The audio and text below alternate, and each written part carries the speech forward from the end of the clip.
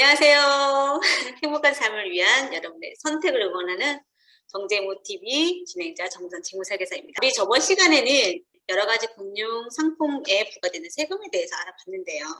자, 특히나 금융소득 종합과세자인 경우에는 적절한 매도 타이밍에 맞춰서 금융소득세금을 절세하는 방법에 대해서 안내해 드렸습니다. 목적 자금을 형성하기 위한 금융상품 선택을 할 때 제일 중요한 부분 고려해야 될 사항이 금리죠. 최근에 0.9% 금리 효과가 되는 청년 희망 적금 들어보셨나요? 자, 근데 여기에서 연 9% 금리 효과라고 있거든요. 이런 표현을 했어요. 자, 근데 실질적으로 이 상품, 이 희망 적금의 기본 금리는요, 연 9%거든요. 자, 그런데 왜 9%라고 표현할 수 있을까요? 자, 그 이유는 여러 가지 조건들 때문입니다. 예를 들어서 만기까지는 다 됐을 경우에는 정부에서 저축 장려금이라고 해서 추가적으로 돈이 들어오고요. 그리고 각각의 은행에서 우대 금리 1%를 더 주고요. 그리고 이 상품은 비과세 효과가 있습니다. 연 5%이긴 하지만 실질적으로 그 적금을 가입했을 때는 0.9%가 된다는 얘기죠. 변호사 같은 경우에는 가입 당시에는요, 연환산 수익률로 제시를 합니다. 그런데 제시받아가지고 0% 뭐 몇 프로 해가지고 몇 년이 지나면 얼마 정도 돼. 이런 식으로 제시를 받는데 관리를 받을 때는요, 그냥 수익률로 표시가 돼요. 내가 원금 얼마큼 들어갔는데 지금 현재 적립금 얼마야. 그래서 지금 내가 이게 잘 운영되고 있는지 너무 헷갈리는 경우가 있습니다. 오늘은 금융상품 중에 이자율과 수익률의 차이를 알아보고요. 그리고 가입하고자 하는 금융상품을 정확하게 알고 올바른 선택을 할 수 있는 능력을 키워보는 시간을 마련했습니다. 금리를 표현할 때 이자율도 있고 수익률도 있죠. 자, 그러면 이자율과 수익률 어떤 차이가 있을까요? 가입하고자 하는 상품의 이익을 창출하는 그 형태에 따라서 조금 달라지는데요.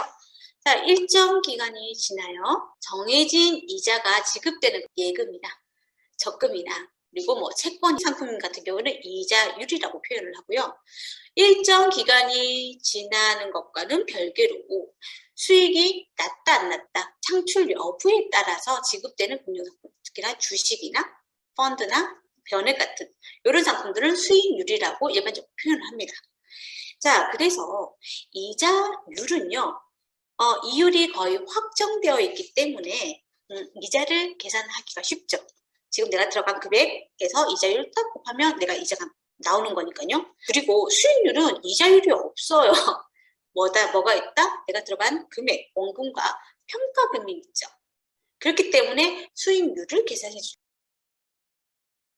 3% 주는 적금을 매달 100만 원씩 저축을 했는데 그럼 1년간 저축하면 총 1,200만 원이 들어갑니다.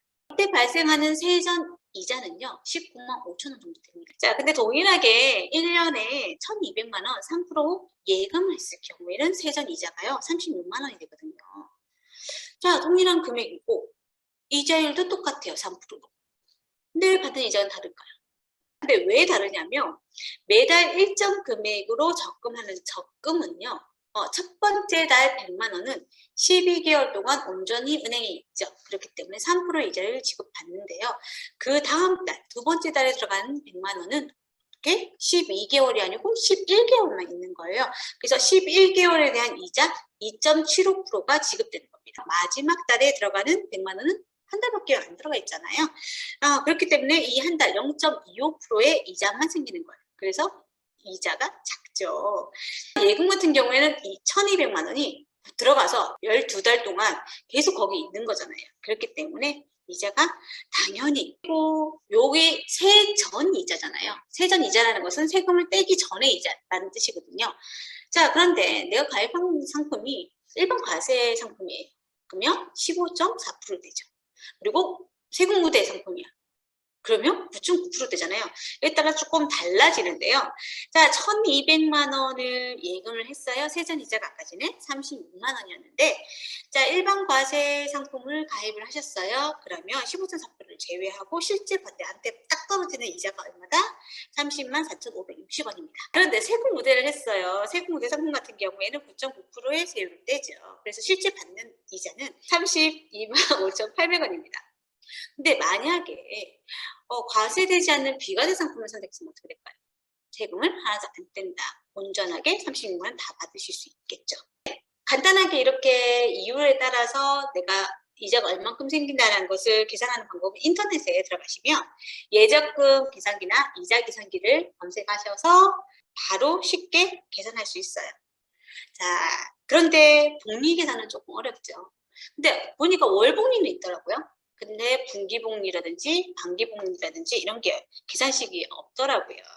그래서 간단하게 복리가 어떻게 운영되는지 조금 설명하자면 연복리 3%와 단리 3%를 조금 비교해서 설명을 좀 드릴게요. 먼저 제가 1,000만 원을 3% 단리에 1년 이자를 계산해 보면 30만 원이죠.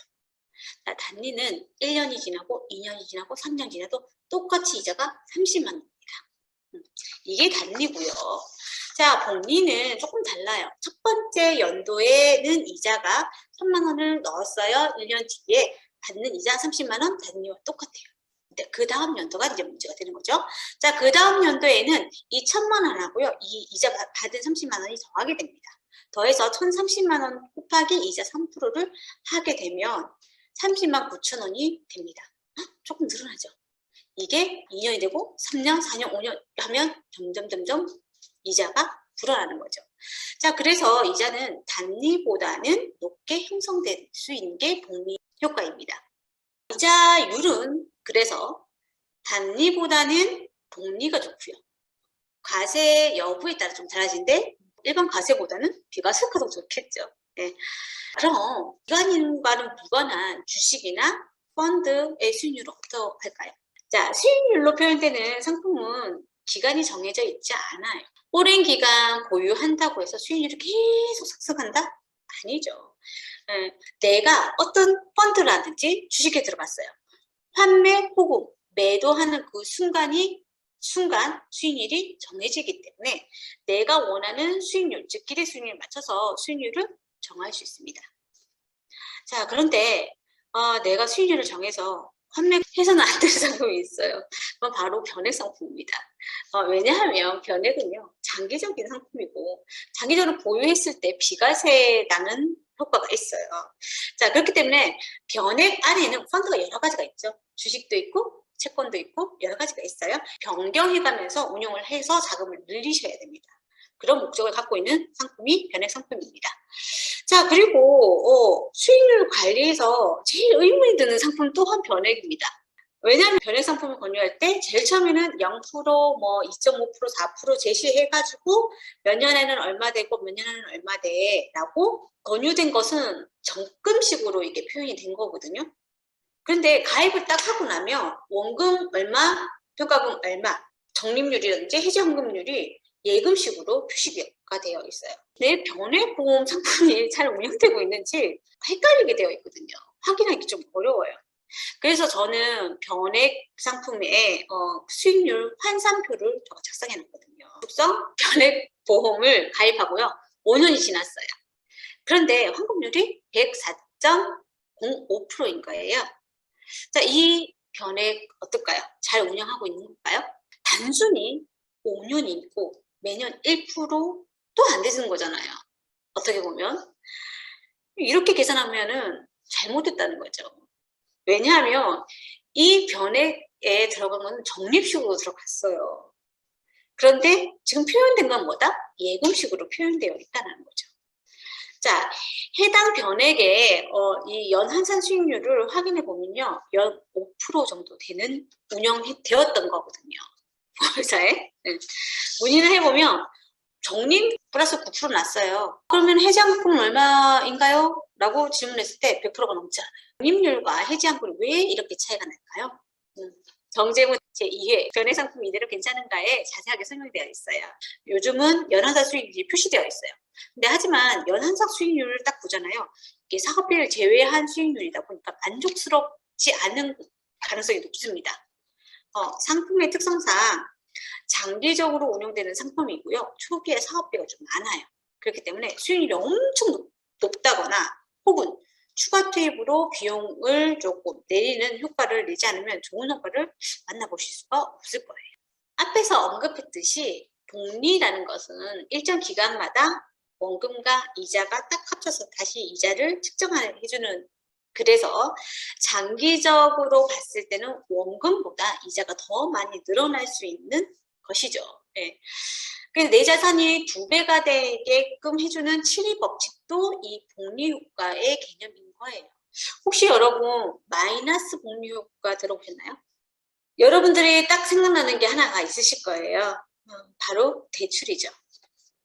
사금융권에 대출을 받고 제대로 돈을 갚지 못하잖아요. 그러면 원금에 이자가 붙고 그 원금에다가 이자 붙은 데다가 또다시 이자가 붙어지는, 그래서 왜 드라마나 영화를 보면은 나는 몇 천만 원 빌렸는데 갚는 게 거의 1억이 넘는다, 이런 얘기 많이 하잖아요. 이런 게 마이너스 복리. 그러니까 좋은 복리도 있지만 안 좋은 복리도 있다라는 거죠. 자, 그렇기 때문에 너무 쉬운 대출을 하지 않으셔야 해요. 근데 어쩔 수 없이 해야 될 때도 있거든요. 하지만 이렇게 해야 될 때는요, 무조건 자금 관리, 어떻게 갚아 나갈 것에 대한 부분도 계획을 하고, 주식 거래를 하시는데 레버리지나 인버스라는 거를 하시는 분들은 상승장에서는요, 긍정적인 좋은 복리 효과를 누리실 수 있어요. 근데 문제는 하락장입니다. 하락장에서는요, 마이너스 복리가 들어가요. 지수가 올라갈 때는 어떻게 보면 더 많이 오르는 경향이 있고요. 지수가 내려가면 그 지수보다 더 많이 떨어지는 그런 효과가 있는 거죠. 오늘 내용을 정리해 보면요, 첫 번째, 이자율과 수익률의 차이에 대해서 알아봤고요. 두 번째, 변액보험의 수익률은 연환산 수익률로 평가를 하자는 부분이었고요. 세 번째는요, 마이너스 복리가 있다는 거, 그거에 대해서 안내해 드렸습니다. 자, 목축자금을 선택하는 기준은 이자율, 수익률, 금리죠. 그것이 중요합니다. 자, 내 목적에 부합하는 금융상품을 선택하셔서요, 올바른 선택을 할 수 있는 능력을 장착 한번 해보시고요. 행복한 삶을 위해서는 가족 간의 소통이 정말 중요해요. 서로 사랑하는 마음 같아요. 그 표현 방식이 달라서요, 이해가 안 되거나 혹은 오해하는 경우가 많습니다. 다음 주는 행복한 소통 방법에 대해서 안내해 드리려고 합니다. 투자도 중요하지만 더 중요한 것은 관계라고 저는 생각을 해요. 그래서 어떻게 보면 더 중요한 시간이 되지 않을까 생각합니다. 다음 주부터 라이브 방송 시간이 변경됩니다. 요일은 동일하게 목요일날 하는데, 시간 이제 12시부터 라이브는 준비되어 있고, 준비한 내용, 이 정보들은 이제 12시 반부터 진행이 될 것 같아요. 그래서 많이 참여 부탁드립니다. 자, 구독과 좋아요 그리고 공유는 우리의 행복함을 전파하는 일입니다. 자, 세상이 모두 행복해지는 그 순간까지 정재모TV는 계속됩니다. 제발.